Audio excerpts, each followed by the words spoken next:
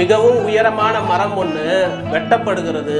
அதுல வாழ்ந்துகிட்டு இருந்த அணில் அங்கிருந்து அவ்வளோ உயரத்துல இருந்து கீழே விழுந்ததுனால அதனுடைய பின்னங்கால்கள் அடிபட்டு அது நடக்க முடியாம ரோட்லயே ஊர்ந்து அங்கிருந்து தப்பிச்சு பாக்குது.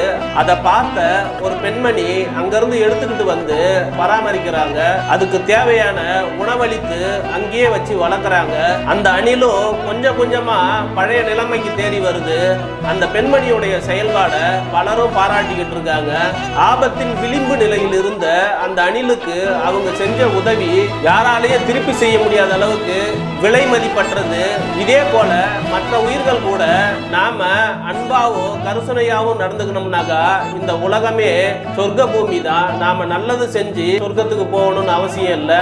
நாம வாழற இந்த பூமியே சொர்க்க பூமியாகும். நீங்களும் இந்த வீடியோவை பாருங்க.